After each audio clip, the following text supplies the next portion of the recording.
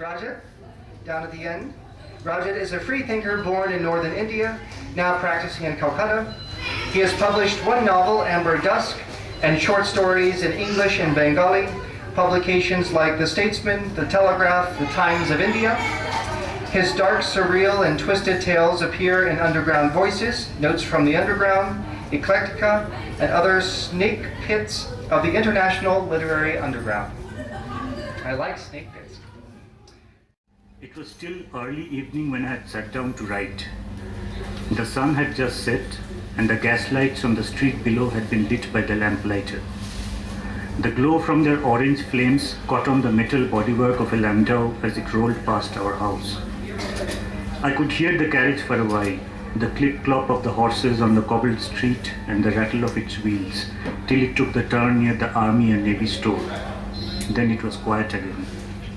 The story was about a young girl traveling with her blind mother in a city. It was a big city and there were soldiers in the city, hundreds of them. They were in broady helmets or peaked caps and they rode handsome horses. Some of them would be in uniform, riding white carriages. There was a war in the East, and every day new faces would be seen on the streets, in the bars and the theaters. The story was revealing itself, and I had to take little care of it. Near the beginning, when the girl, her name was Carol, had taken her mother's hand and walked into the shop to meet the seamstress, I had been distracted by my mother. She was in the next room, laboring away at the sewing machine.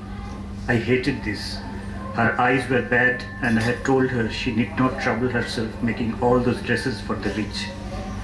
I knew she enjoyed it and that there were stiff-necked ladies with houses around the park who drooled over her designs. What I didn't say was that the noise of the singer machine was spoiling my story. She was a dear old woman, just like Carol's mother in the story. Father had been in the army and didn't return from the war. So it was with Carol and her mother, but in a different sort of way. Carol was much younger to me. She was only 15. My mother turned 60 this April. Carol had arrived with her mother in this eastern city looking for an uncle who, someone had told them, was a businessman. That was why they were there right in the middle of the war.